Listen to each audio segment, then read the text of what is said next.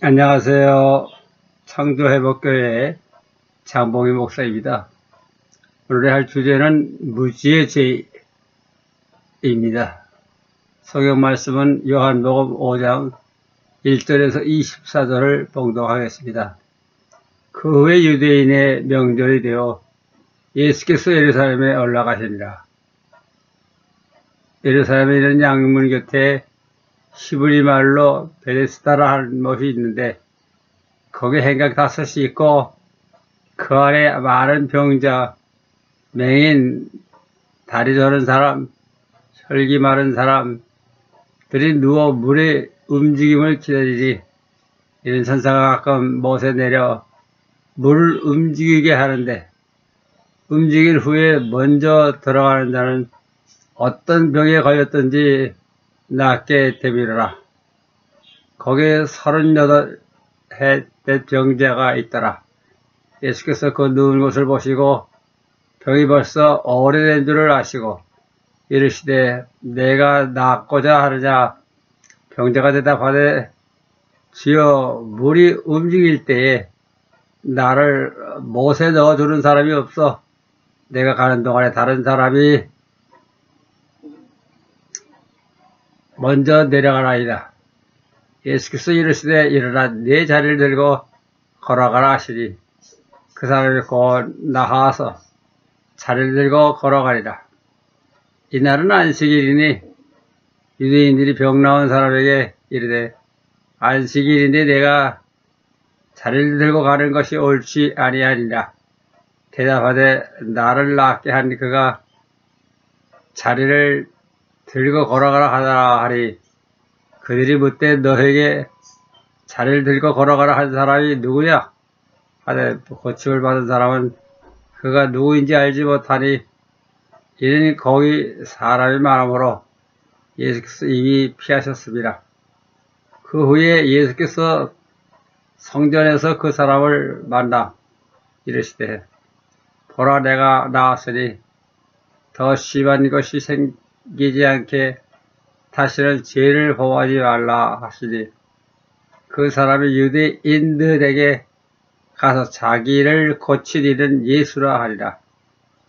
그러므로 안식일에 이러한 일을 행하신다 하여 유대인들이 예수를 박해하게 된지라. 예수께서 그들에게 이르시되 네 아버지께서 이제까지 일하시니 나도 일한다. 유대인들이 이로 말미암아 더욱 예수를 죽이고자 하니 이는 안식일을 범할 뿐만 아니라 하나님을 자기의 친아버지라 하여 자기를 하나님과 동등으로 삼으심이니라. 그러므로 예수께서 그들에게 이르시되 내가 진실로 진실로 너에게 이르노니 아들이 아버지께서 하실 일을 보지 않고는 아무것도 스스로 할 수 없나니 아버지께서 행하시려니 그것을 아들도 그와 같이 행하느니라. 아버지께서 아들을 사랑하사 자기가 행하시는 일을 그것을 다 아들에게 보이시고 또 그보다 더 큰 일을 보이사 너희로 놀랍게 여기게 하시리라.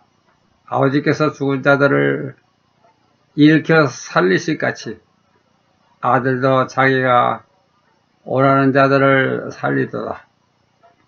아버지께서 아무도 심판하지 아니하시고 심판을 다 아들에게 맡기셨으니 이는 모든 사람으로 아버지를 공경하는 것 같이 아들을 공경하게 하려 하심이라. 아들을 공경하지 아니하는 자는 그를 보내신 아버지도 공경하지 아니하리라. 내가 진실로 너에게 이르노니 내 말을 듣고 또 나를 보내신 이를 믿는 자는 영생을 얻었고 심판에 이르지 아니하리니 사망에서 생명으로 옮겼느니라. 자, 그러면 성경명은 5장이니까 행각 5이 있고 38의 병자가 있다.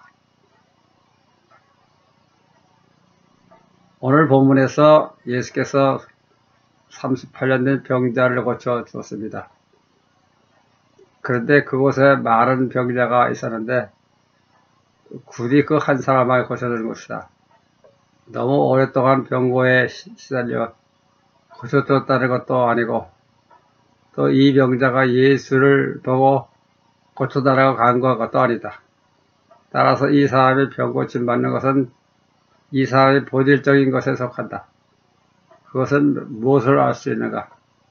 그 다음날 예수께서 그 사람을 만났을 때 다시는 죄를 짓지 말라, 더 이상 죄를 짓지 말라 한 것으로 모아서 알 수가 있다. 이 말씀은 대단히 심각한 소리다. 현대 기독교인들이 죄인죄인 하지만은 죄에 대해서 잘 모르고 있다. 이스라엘 언어로 죄라 하는 것은 12가지가 있다. 그러나 히라보로 죄를 표기하는 것은 적당한 말이 아니다. 여기서 38년 병자에게 우리의 관점으로 보면 무슨 죄가 있었겠는가? 38년 동안 병들어 누워있는 사람이 무슨 죄를 범할 수 있었겠는가? 도적질을 했었겠는가? 살해를 할 수 있었겠는가? 행동으로 옮기는 어떤 잘못도 할 수 없는 상태입니다. 이 사람에게 우리가 보통으로 생각하는 죄가 있었다고 생각할 수가 없습니다. 그런데 예수께서 이 사람을 보고 다시는 죄를 짓지 말라 했습니다. 그러므로 과거에 죄가 있었다 그 말이죠. 38년 동안 한 자리에 가만히 누워 있으면서 물이 움직이는 것만을 기다리고 온 사람이 무슨 죄를 지었겠는가? 그런 거로 예수께서 하시는 여기서 말한 더 이상 죄를 짓지 말라고 한 이 죄의 내용에 대해서 우리가 잘 모릅니다.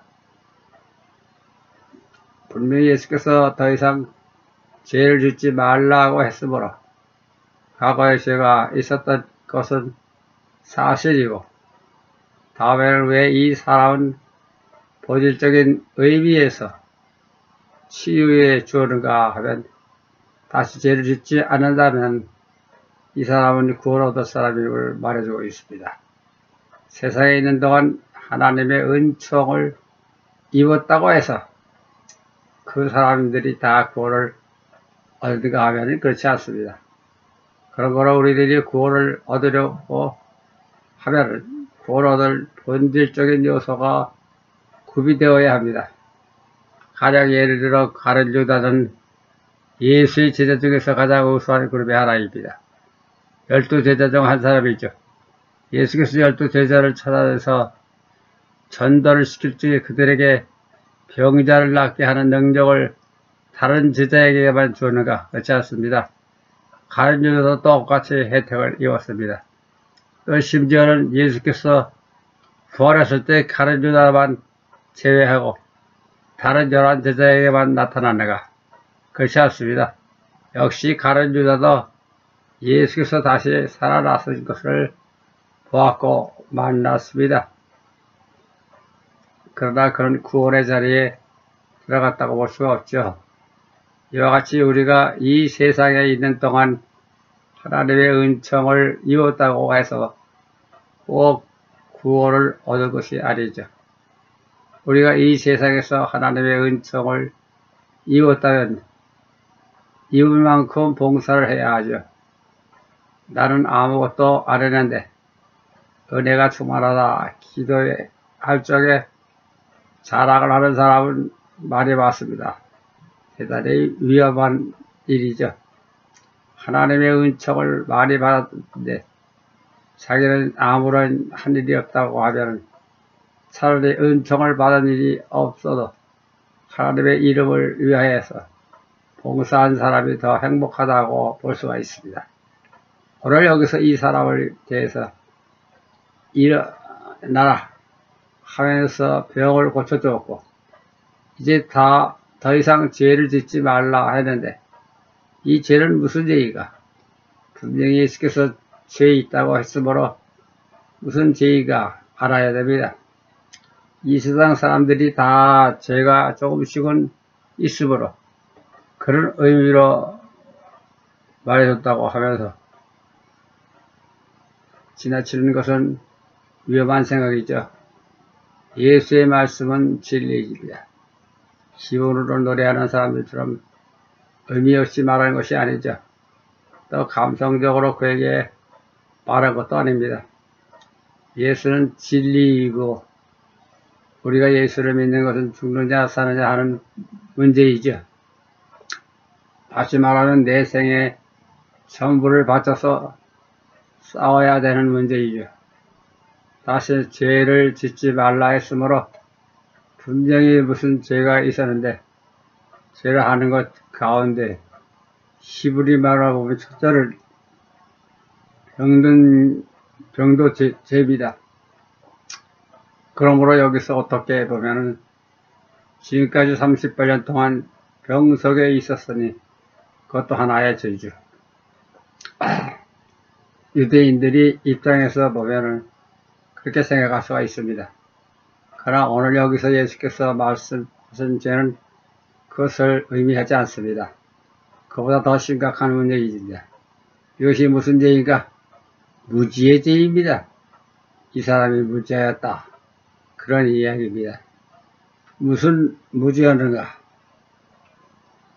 이 베데스다 못이 천사가 내려와 움직이게 하는데 우리 움직일 때 제일 먼저 들어가는 사람이 무슨 병이든 낫게 된다고 믿는 무지입니다.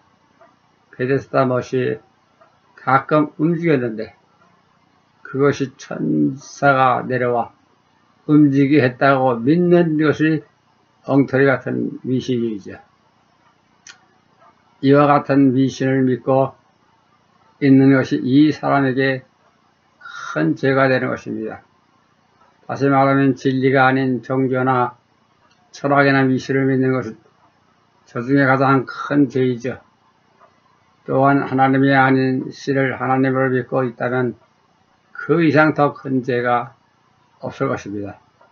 또한 이치에 맞지 않는 소리를 예사로 믿고 있다면 인간으로서 가장 불쌍하다고 보지 알 수가 없지요. 이것이 믿음인 것을 같지만 그렇지 않습니다. 나무를 깎고 신으로 모신다거나 그 돌을 신으로 섬기는 것보다 더 큰 죄가 바로 하나님이 아닌 신을 하나님으로 믿고 있는 것입니다. 이제는 희망이 없는 죄라는 것을 알아야 합니다. 오늘날 교회가 하나님이 아닌 신을 보고 하나님 하고 있는데 그 신은 하나님이 아닐 뿐만 아니라 예수의 원수의 신이여 예수를 죽인 신입니다. 따라서 오늘 기독교의 상황을 보면 한심하고 불쌍합니다. 오늘 여기서 38년 병자도 물론 옛날에 했음을 무지해서 어리석은 것을 믿는 것이지만 그와 같은 엉터리 소리를 믿는 사이에 이것이 하나님 앞에서는 죄가 된다. 그런 이야기입니다. 그래서 다시는 이와 같은 죄를 더 이상 범하지 말라 하시면서 다음에 예수께서 자기를 설명해 주었습니다. 예수께서 그 사람을 성전에서 다시 만났을 때 다른 사람들이 앉아 있는 것을 가운데 여러 가지 말씀을 해 주었습니다. 그런데 여기서 예수께서 여러 가지 말씀을 한 것에 대해 거기에 있는 말을 많은 사람들에게 깨달으라고 한 것이 아니죠. 그 중에 있는 이 병 고침을 받은 사람에게 해줄 말이죠.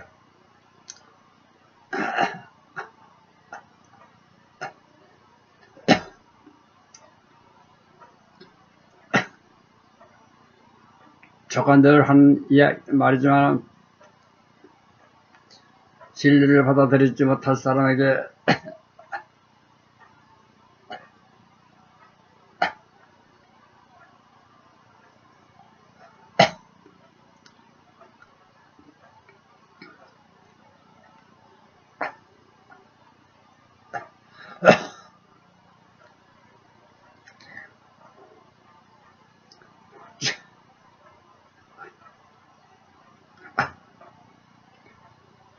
아니다.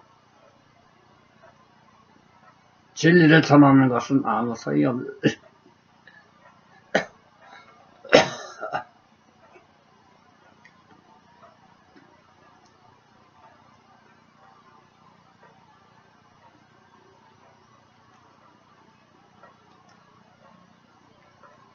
예를 들면 예수를 시험한 사탄에게 예수께서 한 말씀은 진리가 아니죠.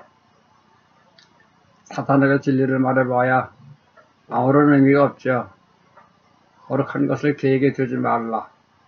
진주를 돼지에게 던지지 말라고 한 것이 바로 진리를 누구에게나 말하면 안 된다 것이죠. 첫째로 안식일 때문에 여기서 문제가 생기는데 예수는 아버지께서 지금도 일하니 까닭에 내가 안식일에도 일한다 했습니다. 대단히 중요한 이야기이지만 이는 진리에 대한 내용이 아니죠. 이것은 진리의 제목은 되지만 내용은 아니다. 왜냐하면 여기에 있는 사람들의 아버지께서 일하심으로 나도 일한다. 이것을 깨달은 사람이 한 사람도 없었습니다. 즉 그들은 유대인들입니다. 여호와가 6일 동안 천지를 창조하고 7일째 되는 날 안식으로 쉬었습니다. 놀았다 했는데 아버지가 지금도 일한다고 한 말은 이해할 수가 없었습니다. 그런 거로 그 사람들에게 아무 의미 없는 소리죠. 그러나 오늘 여기서 예수께서 말을 하는 것은 여기서 청각심을 받은 사람이 그 가운데 있었기 때문입니다. 이 사람을 향해서 한 말이지만은 성경의 기록에는 많은 사람을 향해서 말을 했다고 기록하고 있습니다. 오늘 본문에서부터 요한복음 5장까지 있는 내용을 보면 그때 유대인들에게 한 사람도 알아볼 수 없는 말들이었습니다. 다음에 예수께서 하신 말씀이 무엇인가?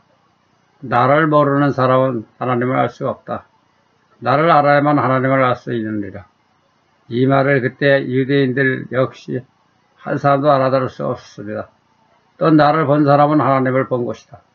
이스라엘 사람 가운데 이 말을 이해하는 자가 있었겠는가? 없었습니다.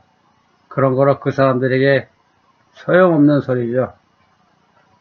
그렇지만 여기서 병고침을 받은 사람에게는 깊은 생각을 줄 수 있는 말이었죠.